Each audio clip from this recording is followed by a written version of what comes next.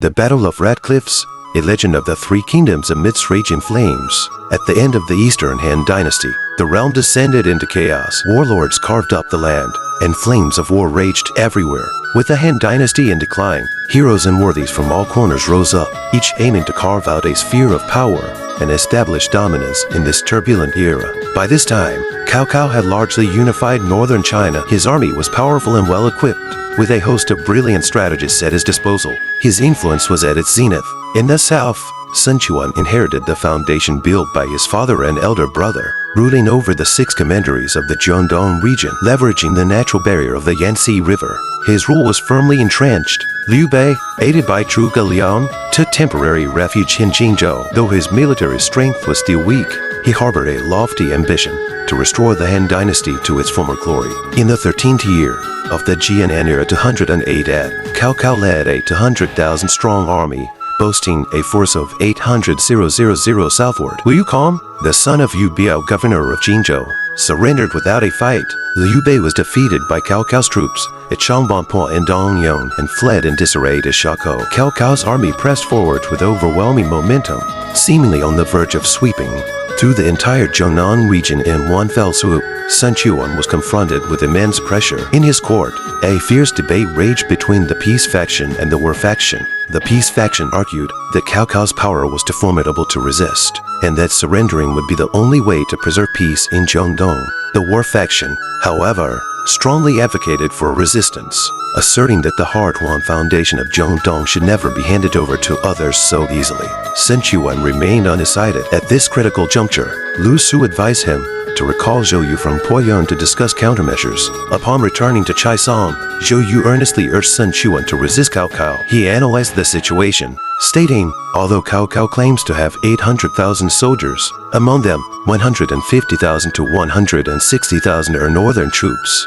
exhausted from prolonged warfare. The 70,000 to 80,000 newly surrendered Jingzhou's soldiers are not yet loyal. Moreover, the northern soldiers are unaccustomed to naval warfare. Adding to this, it is the depths of winter, horses lack forage, and soldiers are prone to illness. He concluded, these are all serious taboos in warfare. Even though Cao Cao has a large army, he has committed so many errors that he is not to be feared. Convinced by Zhou Yu's words, Sun Quan finally made up his mind. He appointed Zhou Yu as Grand Commander, placing him in charge of 30,000 Wu troops to form an alliance with Liu Bei's forces and jointly resist Cao Cao. Zhou Yu led the Wu army and joined forces with Liu Bei's troops, confronting Cao Cao's army at Red Cliffs on the southern bank of the Yangtze River. In the initial skirmish, Cao Cao's soldiers, unaccustomed to naval combat, were tossed about on the Dianbo warships, many suffering from seasickness and vomiting, which severely dampened their morale. To resolve this issue, Cao Cao ordered his men to link the warships together with iron chains, bow astern,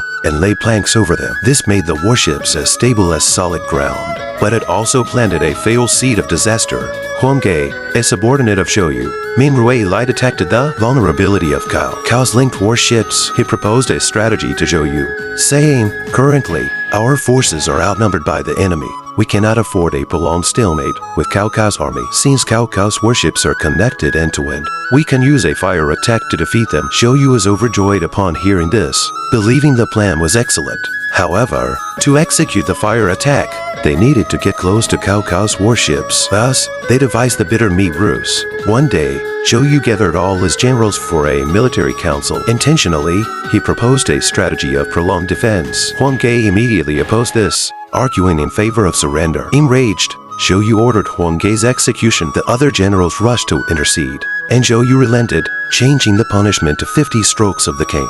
Huang Ge was beaten until his flesh was torn and his bones were visible. He was confined to his bed, unable to move. In secret, Huang Ge sent messengers to Cao Cao, carrying a letter pretending to offer his surrender. Cao Cao was naturally suspicious, but upon learning of Huang Ge's severe beating, and considering that Huang Ge had not been given his due in Jiangdong, he came to believe the surrender was genuine. Meanwhile, Pan Tong, entrusted by Zhou Yu, went to Cao Cao's camp and presented the chain strategy. He told Cao Cao, your northern soldiers are unaccustomed to naval warfare and many have fallen ill. If you link your warships together with iron chains, they will remain stable, allowing your soldiers to move as if on dry land. Cao Cao thought this made sense and adopted Pan Tong's suggestion. On the day of the agreed surrender, Huang Ge led down scenes of warships loaded with highly flammable materials. Taking advantage of a strong southeast wind, they sailed toward Cao Cao's fleet. When the ships drew near to Cao Cao's warships, Huang Ge gave the order to set them on fire. In an instant, the wind fanned the flames, and the flames intensified the wind's force. Down scenes of burning ships, like fire dragons, charged toward Cao Cao's fleet.